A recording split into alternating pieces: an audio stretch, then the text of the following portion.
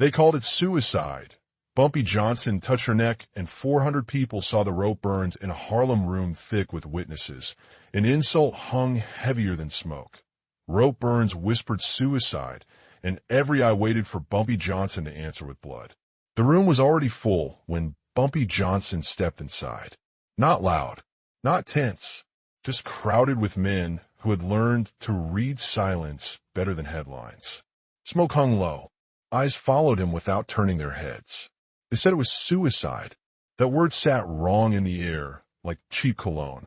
On the woman's neck, rope burns told a slower, crueler story.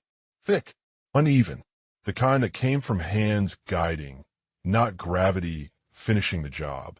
400 people had seen her before she was taken away.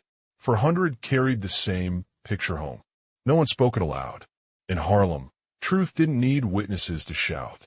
It needed someone to stand still long enough for lies to collapse. Bumpy moved closer. He didn't touch her. He didn't need to. His eyes traced the marks, careful, respectful, almost gentle. An insult this public wasn't meant for the dead. It was meant for him. Someone expected noise. A chair thrown. A gun pulled too early. That was the mistake. Bumpy straightened his coat and looked around the room. Every man there understood what was being asked of him. Loyalty wasn't sworn with words. It was proven by patience. Calling it suicide was a message. It said, your control ends here. Your people could be marked and renamed. Your restraint will be tested. Bumpy said nothing. Silence was heavier than denial. In that quiet, the room shifted, not toward violence, but toward inevitability. Because when Bumpy Johnson chose not to react, he chose something worse for his enemies. He chose time. Harlem felt it too, a slow breath held across blocks, waiting for the man who never hurried judgment or mercy itself. Bumpy Johnson didn't walk through Harlem. He moved through it like a quiet tide, carrying weight that no one dared name aloud. Shopkeepers behind counters nodded without a word. Children playing stickball on cracked asphalt glanced up and held their bats a little straighter. Old men on stoops let their conversations falter, eyes tracking him as if remembering a lesson they had learned decades before. Authority in Harlem was rarely announced. It was remembered, and Bumpy carried it with him like a shadow that refused to shrink. He didn't need to show muscle. He didn't need to make threats. The neighborhood had already learned the cost of underestimating him. Disorder, chaos, and whispers that lasted longer than the nights they haunted. He passed the corner liquor store where a fight had nearly broken out weeks ago. The owner met his gaze briefly. No words, no gestures, just a shared understanding. That fight had ended before it began, not because anyone feared violence, but because Bumpy's presence made it unnecessary. Power through restraint. The streets themselves seemed to bend slightly as he walked. Vendors wiped counters, not in anticipation of his coin, but out of instinctual respect. Harlem had a memory, and it remembered who protected it, who punished with fairness rather than blind fury. Bumpy's name carried the weight of protection and consequence in equal measure. He didn't hurry, yet he was everywhere at once. Every as cigarette smoke, but heavy with expectation. Every shadow that moved just a little too slow. Every step in the alleys felt like a challenge to him. Enemies did not understand restraint. They had learned, in smaller ways, that Bumpy's patience was legendary.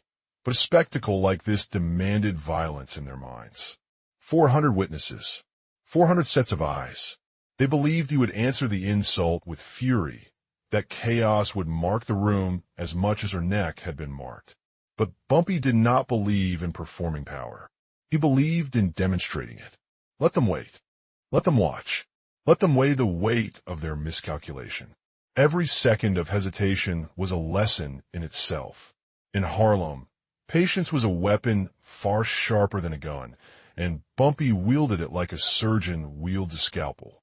He met a man outside a cafe, a known rival, who leaned too close, letting his words hang like smoke between them. You can't let this go. The man smiled, the kind of smile that believed violence was inevitable. Bumpy didn't move his lips. He didn't even blink fast enough to show irritation. His eyes held the answer, and that was enough. The man stepped back, a subtle acknowledgement that the calculation had shifted. The city felt the tension, though it moved quietly, like water under ice. Every neighbor, every familiar face, understood that the rope burns were more than marks. They were a test. But Bumpy Johnson had never passed tests by raising his hand first. His control was a language. His silence was a sentence. And Harlem, as always, listened. The threats pressed inward, but Bumpy let them gather. He let the pressure rise. 400 understood that the lesson of that day was not vengeance, not rage, but the inevitability of Bumpy Johnson's authority. Public disrespect had been tested, and Bumpy had answered, not with fists, but with force far more enduring, mastery of the moment itself. The moment everyone had been waiting for arrived without a sound. Not a shout, not a step, not a single violent gesture. Bumpy Johnson stood in the center of the room, shoulders squared, eyes steady. 400 witnesses leaned forward instinctively, waiting for the eruption they had been promised. But Bumpy never performed. He commanded. He approached the marks on her neck once more, slow, deliberate, as if measuring the insult against the history of Harlem itself. The rope burns were real. The lies surrounding them was real. The expectation of violence was real. But so was the lesson he carried in his calm. No one spoke. Not the rivals. Not the curious. Not the men itching for blood. Silence had become a weapon heavier than any gun. Bumpy Johnson had learned long ago that real power did not shout. It lingered unshakable, making others tremble in its stead. He let his hand hover near her shoulder, just above the burns, a subtle acknowledgement of truth and pain. Then he pulled back. No action beyond presence. Not even, only the quiet gravity of inevitability. It was a demonstration of force without force, dominance without chaos. A man who had planned to challenge him stepped closer. Bumpy's eyes met his. Not anger, not malice, only controlled authority, calm as a tide before it breaks. The man faltered, realizing that to act recklessly now would be to betray his own judgment. Every eye in the room followed that exchange, and the lesson spread like a silent fire. No one forced Bumpy Johnson's hand.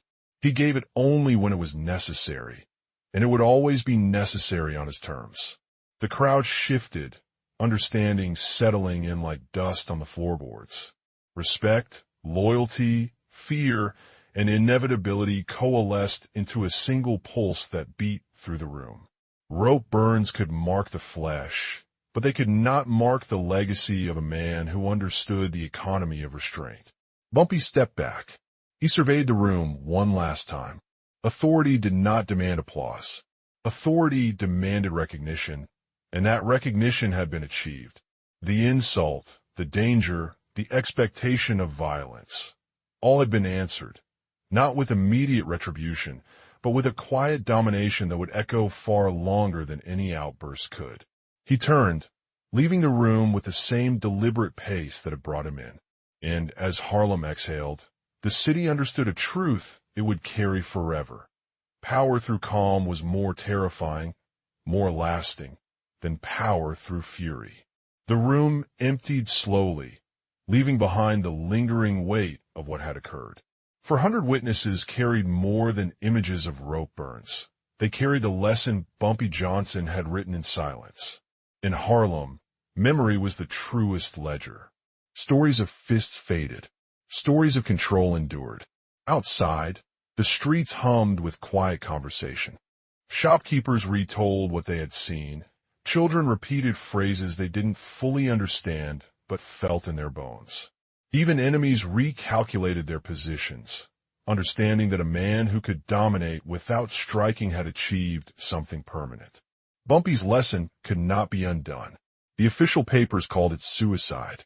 Police files repeated the word as though it were fact. But in Harlem, the truth had already been recorded. etched into every stoop, every corner, every whispered recounting of the event. Rope burns could mark the body, but the real story marked the city itself. Bumpy walked through the blocks that evening, slow, deliberate, acknowledging nods, small gestures of respect. Loyalty was not given. It was earned in moments like these, in the spaces between chaos and calm. He didn't boast. He didn't claim victory. The city remembered for him. At the brownstone where he paused, he looked up at the fire escapes, the windows, the shadows that had watched him act. Harlem had seen the test. Harlem had seen the restraint, and it had remembered. Legacy, he knew, was not built in confrontation. It was built in control, in patience, in the quiet assertion of inevitability. And so the story spread, not through headlines, not through rumors, but through the living memory of the streets. A woman's death would be cited in records, but the lesson of power, restraint, and authority would outlive them all. Bumpy Johnson left Harlem that night, as he always did, unhurried, unshaken, and understood. The rope burns remained, but the city knew whose touch, whose presence, had truly shaped the outcome. Calm had won, control had endured, and Harlem, as always, would remember,